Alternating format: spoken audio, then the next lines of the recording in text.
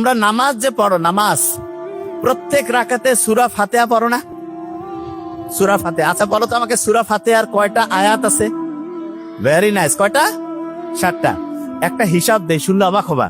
আচ্ছা ছোট্ট বাচ্চারা যারা আছো, 1 বছর থেকে নামাজ পড়তেছো, ঘর পড়তা কারা কারা? হাত উঁচু করো তো। 1 বছর থেকে নামাজ পড়তেছো, 1 বছরের বেশি হলে হবে, 1 বছর। আচ্ছা আচ্ছা, বড় মানুষ যারা আছে তারা 1 বছর থেকে নামাজ, তার বেশি বললে কোনো সমস্যা নেই, হাত উঁচু করে। 1 বছর বা তার বেশি নামাজ পড়তেছে, হাত উঁচু করা যাবে। 1 বছর বা তার বেশি নামাজ। আচ্ছা একটা ইন্টারেস্টিং জিনিস বলি, আপনি যারা 1 বছর নামাজ পড়ছেন, প্রায় 10,000 বার সূরা ফাতিহা আল্লাহর রহমতে পড়ে ফেলছেন। 10,000 বার। কাউকে যদি আমি বলি এই 10,000 বার সূরা ফাতিহা পড়ো, কিন্তু হবে না, এটা কি সম্ভব?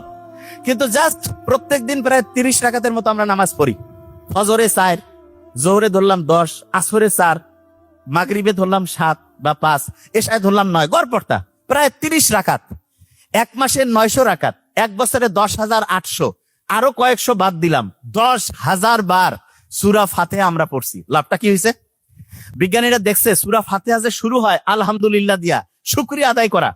বিজ্ঞানীরা বলতেছে প্রত্যেক দিন সকালে উঠে তুমি যদি শুকরিয়া আদায় করো, এই যে চশমা, শুকরিয়া আদায় করো যে হ্যাঁ আমি ভালো আছি, তখন আমাদের শরীরের মাথা থেকে শুরু করে প্রত্যেকটা অংশ অ্যাক্টিভ হয়ে যায়, খুশি হয়ে যায়।